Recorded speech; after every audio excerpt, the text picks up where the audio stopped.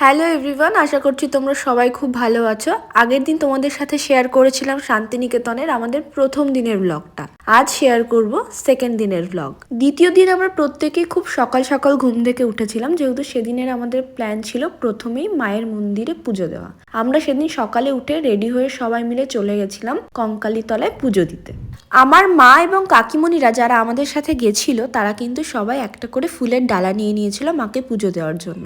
এরপর আমরা প্রত্যেকেই পুজো দেওয়ার লাইনে দাঁড়িয়ে পড়ি এবং একে একে মন্দিরের ভেতরে প্রবেশ করে মায়ের পুজো। মন্দিরের বাইরেই ছোট করে একটা মেলা মতো বসেছিল, সেটাও তোমাদের সাথে শেয়ার করলাম।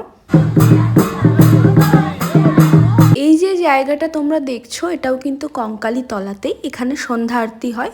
খুব রিসেন্টলি এইটা শুরু হয়েছে। যেহেতু পুজো দেবো বলে সকাল থেকে আমরা কিছু খাইনি, তাই জন্য আমরা ব্রেকফাস্টটা সেরে নিই। আমি খেয়েছিলাম লুচি অ্যান্ড ঘুগনি। তারপর দেখো এই পুচকু বাচ্চাটার সাথে দেখা হয়েছিল, যে ছড়া বলতে বলতে নিজেই ছড়া ভুলে গেছিল।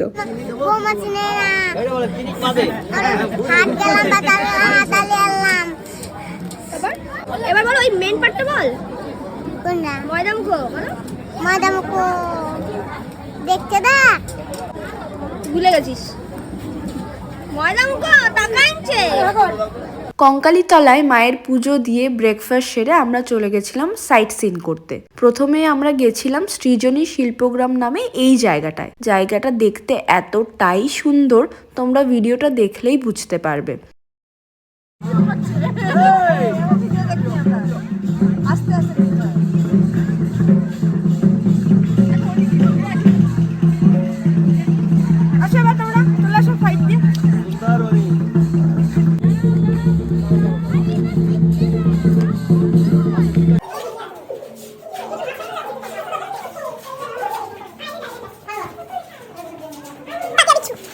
এরপর চলে গেছিলাম আমরা সোজা খেতে। আমরা যেখানে লাঞ্চের জন্য গেছিলাম সেটা ছিল একটা রিসর্ট প্লাস রেস্টুরেন্ট, আর সেখানে এত দারুণ একটা সুইমিং পুল ছিল যে আমি ভিডিওস ফটোস না তুলে থাকতেই পারিনি। বাট দুর্ভাগ্যের বিষয় এটা, সেদিন আমরা ওখানে খেতে পারিনি, এতটাই ভিড় ছিল। তো আমরা পাশের একটা রেস্টুরেন্টে গিয়ে খাই, মানে লাঞ্চ কমপ্লিট করি।